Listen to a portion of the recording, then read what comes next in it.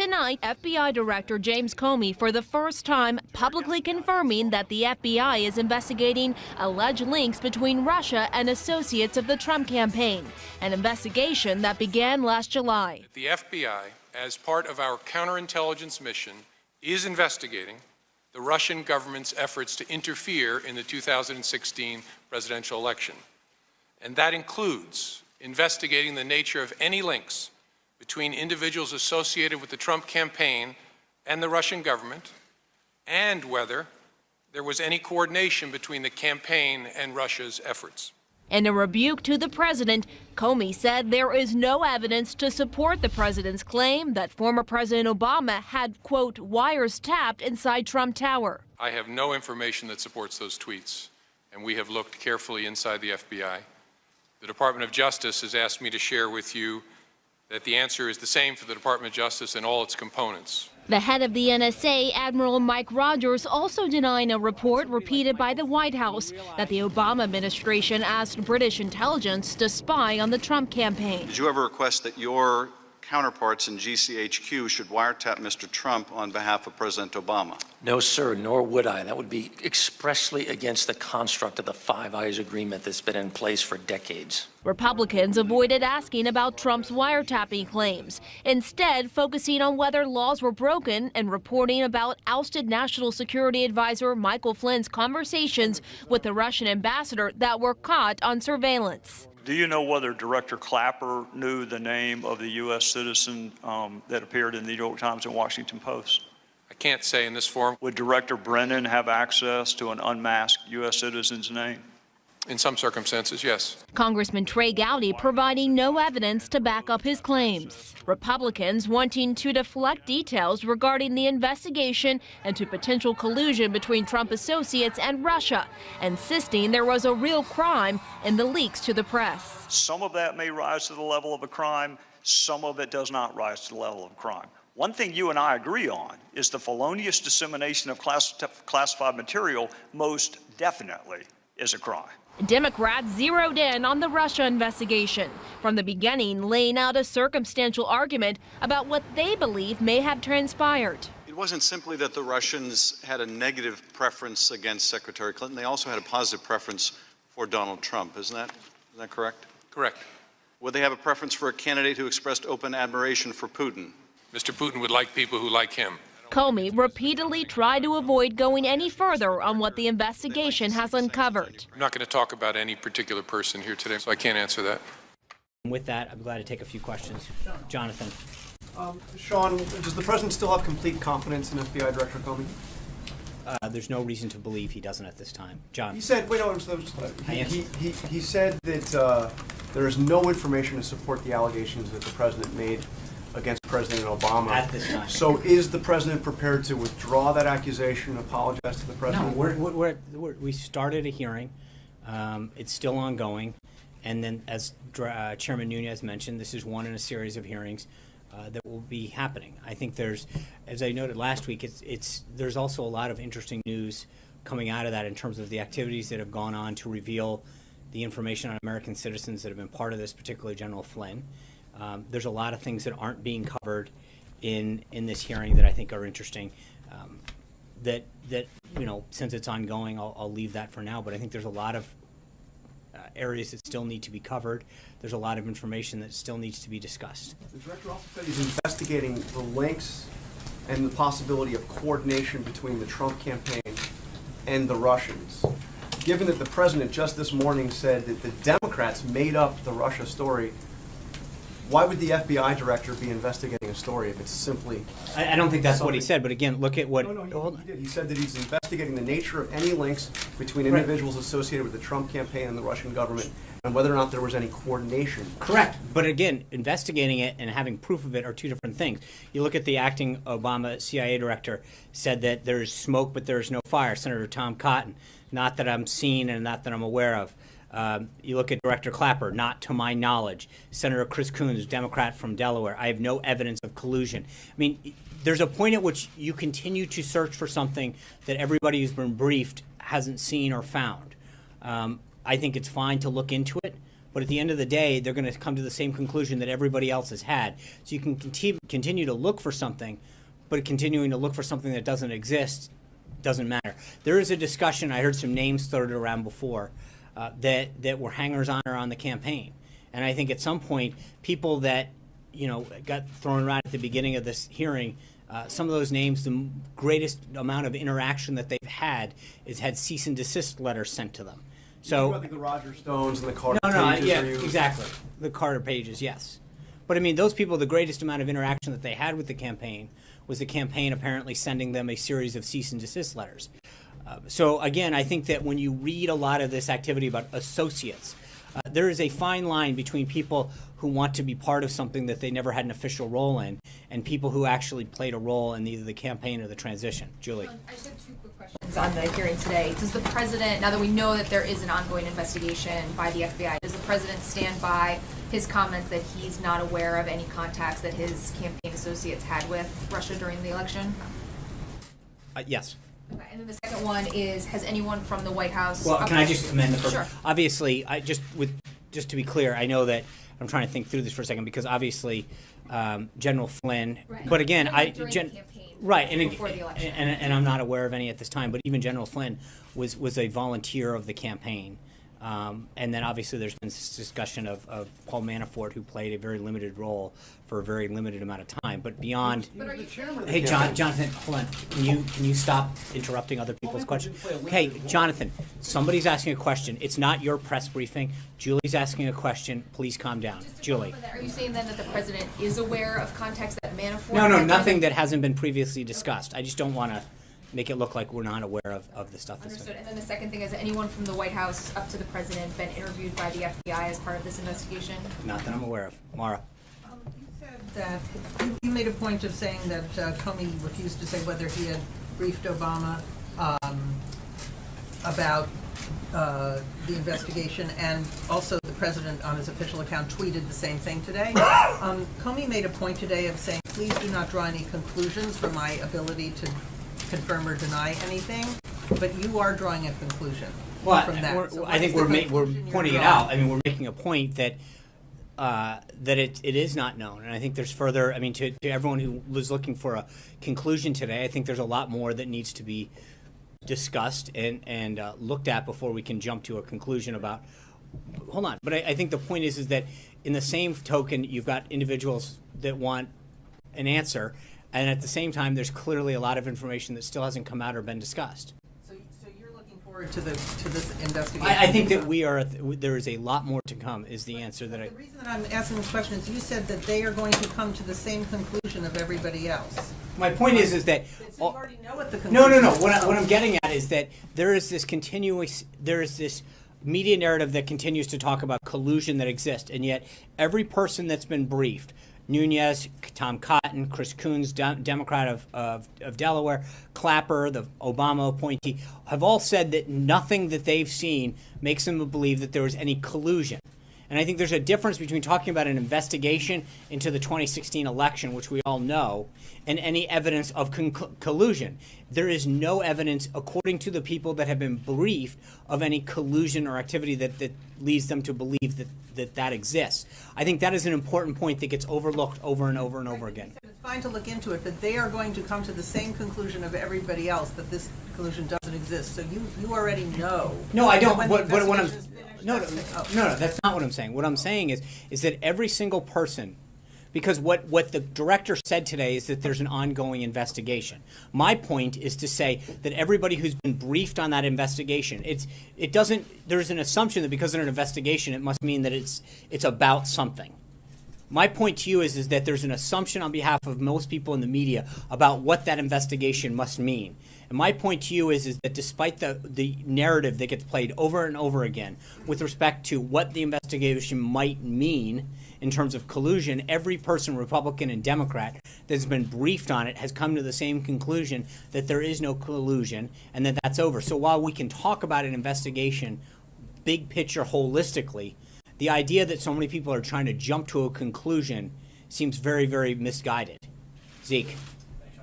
Two quick ones. First, just off the Tillerson briefing with the president, will you expect the invitation to President Xi for that summit that had been reported on for next month to be, was that extended on that trip? Do you expect that to be taking place early April 5th, the 6th, 7th? I'll try to have more of a readout afterwards. I know that they're going to talk extensively about what he accomplished in both, Japan, South Korea, and obviously in Beijing. But I'm going to let the Secretary of State debrief the president before I get ahead of deciding what was discussed in Beijing. Back to the previous topic, I was hoping you could square the circle a little bit. You said in the case of the president's tweets that there's an ongoing investigation, that more things will come out that may justify that. But in the case of the collusion charge, you listed all the people who said there's no investigation there. Why, in one case, is that sufficient to say that there is no, you can rule out collusion now, versus in the other case you can say, oh, there's going to be more information coming out that will prove I'm these not, tweets because again, I think there's a difference. I'm not ruling anything out. I'm merely explaining to you that every person, Republican, Democrat, Obama, that served in the Obama administration across a broad section. tweets. In terms of what? That they're. But I think that there's on the investigation itself, we know from the people who have been briefed. On the other piece of it, we know that it's an ongoing thing, and that even according to the Department of Justice, in terms of the information that's been provided, and Chairman Nunes, that they are still at the beginning of this process. That is a very different thing than a group of people saying there is an ongoing investigation, and from what we've been briefed, there is no evidence to suggest any type of conclusion. That's a difference. Hunter. Thanks, Sean. On a slightly different topic, in his first 8 weeks in office, President Trump has made at least 10 trips to the golf course. He regularly used to criticize President Obama for spending time on the course. How is his golf game any different? Well, I think two things. One is you saw him utilize this as an opportunity with Prime Minister Abe to help foster deeper relationships in Southeast Asia, and have a growing relationship that's going to help U.S. interests. How you use the game of golf is something that he's talked about. Secondly, we went to he had a mini cabinet meeting the other day 2 weekends ago down at his club in Virginia. And I remember so many people jumping to the conclusion that he was going down and playing golf. Just because you go somewhere doesn't necessarily mean that you did it. So on a couple occasions, he's actually conducted meetings there. He's actually had phone calls. So just because he heads there doesn't mean that that's what's happening. So I know he did meet with Prime Minister Abe on the course, but we're not getting a lot of details on other high-level meetings that are taking place. If he is having these productive meetings on the course, why isn't the president and his aides being a little more forthcoming about what he's doing? It's the same reason that he can have dinner or lunch with somebody, and not because I think the president's entitled to a bit of privacy at some point, where we bring that, which is what we've always agreed to. We bring the protective pool to be there, but the president's also entitled to a bit of privacy as well. Trey. Does the president believe the FBI will do a fair job of investigating any sort of links to Russia during the election? And then I have one more for you. I think there's a variety of institutions looking at it, both the House and the Senate Intelligence Committee, the FBI.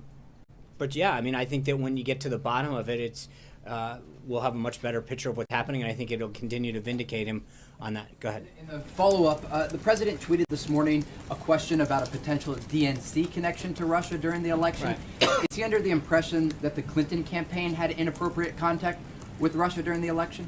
Well, I think that and that's an interesting aspect of all of this that's not being covered. Number one, from everything that has been publicly available, on several occasions, the DNC was asked by the FBI to investigate or to allow their servers to be looked at, despite all of the claims of their concerns about leaking. And yet the question still doesn't come out. Why wouldn't the DNC on multiple occasions rebuff the FBI? Why were they not wanting, if they were so concerned about hacks and leaking, why did the DNC not ask the FBI to come look? Not only did they not ask them, they rebuffed them on multiple occasions. Why? What are they hiding? What were they concerned of? But I think there's a serious question. They're very clear about the concerns that they have, and as well as all of the leadership in the Democratic Party. And yet, when it came to hacks and leaks out of the DNC, and they're quick to jump to the conclusion about who did it, and yet they wouldn't allow the FBI to investigate it. There's a whole second set of concerns here in terms of what was Hillary Clinton's role. You look at the Obama history of the Obama administration and the Clintons' involvement with Russia in terms of donations that the Clintons received from Russian entities. The idea that they sold off tremendous amount of the uranium to the Russian government, and yet where was the concern for that? What are we doing to look into that? It was the Obama administration in 2009 that talked about a reset with Russia and a desire to reset relationships. It was Hillary Clinton who signed off on the deal that gave a Russian company 1/5 of the U.S. uranium supply. Where is the questioning about that? What did they get? There was discussion the other day about a Russian official noting that both campaigns they sought to do it. Where is the concern about their efforts on the Hillary Clinton thing? The Democrats and the Democratic Party and a lot of those individuals are quick to point fingers, and yet when it comes to discussing their own collusion or questions involving their involvement with Russian officials or buy-offs to the Russians, there's no discussion there. So you've got to wonder on both sides, where's the parity when it comes to these kind of investigations? Margaret.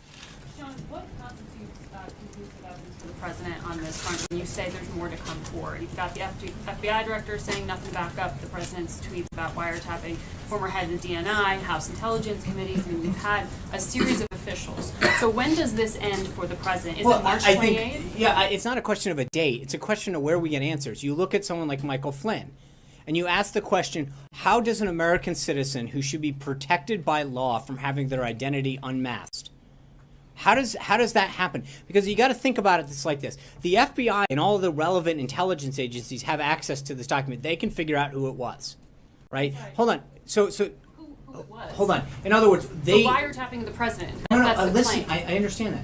What I'm getting at is that there's a lot of information that we have come to learn about what happened in terms of surveillance throughout the 2016 election and the transition. And when you look at somebody like Michael Flynn and you realize that while they might have been looking at somebody else at that time, how does somebody's name that's protected by law from being disclosed get put out in the public? Why was it put out in the public? Because the people in the intelligence community would have had access to that information. They could have found out who it was. But yet, you've got to question, why was a name that should have been protected by law from being put out into the public domain put out there? What were the motives behind that? What else do we need to know? Who was behind that kind of unmasking? So are you saying the president has evidence that we have No, yet to be I am saying that there's a lot more questions that need to get asked about what was being done in terms of surveillance. Who was being surveilled? Why were they being surveilled? What techniques? Why are certain people being sort of, quote, unmasked and having their identity known? What was going on? But there's a lot more questions than answers that need to get asked. Who does the president trust to provide those and answers, I think we've talked about the heads of all those agencies? And we've talked about this ad nauseum, that the House and the Senate Intelligence Committees are looking into this. Today is the first of several hearings that Chairman Nunes intends to call. Senator Burr has already talked about it. There's a ways to go, and I get that you guys want to know the end of the book right now, but we're on the first chapter of this process. Steve. So Burr and Nunes, he does trust them. Of course. We've put out a statement saying so much that we asked them to look into it. So I don't think it should come into any surprise that that's where we have noted multiple times that that's where the president believes the appropriate place in the process and the classify and for all of these documents to go through. Steve. The president said he had a lot of meetings over the weekend on North Korea. Who were those meetings with, and what was his reaction to North Korea's test of this new rocket engine? Well, I think we continue to be concerned with North Korea's activity. That's why not only have we continued to have conversations with officials in Japan and South Korea, but continue to urge China to step in and to play a larger role in deterring both the ballistic and other missile threats that North Korea plays. I will try to have a further readout on some of those conversations, but I think there is a growing concern about North Korea. I think that is part of what Secretary Tillerson is going to be discussing with him during their meeting. And did Tillerson get a promise from China to weigh in more on North Korea? I think he sent a very clear signal that our policy of strategic patience is over. The President and the Secretary of State have an expectation that China employ multiple points of pressure on North Korea. We know that we don't agree 100% of the time with China, but as the State Department noted yesterday, both President Xi and Secretary Tillerson agreed that there are opportunities for greater cooperation between China and the United States, and acknowledged that there are and will be in the future differences between the two countries.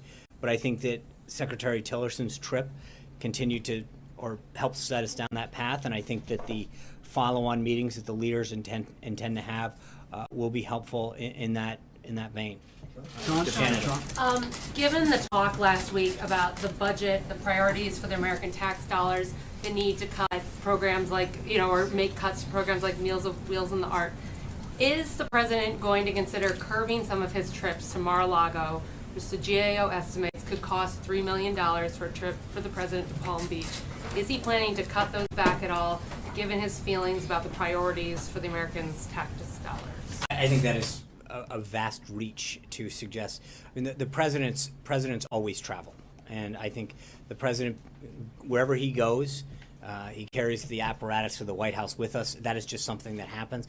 The president will continue to go and travel around the country and have meetings to solve the nation's problems. And again, I think because I know you took a little bit of a shot there. I think even the Washington Post, which is no friend to conservatives, even they sided with us that these false sort of narratives on Meals on Wheels. It's not a federal program. 3% of their total budget comes from a block grant that's passed through there. It's a state-run program. They had apparently a phenomenal weekend this week.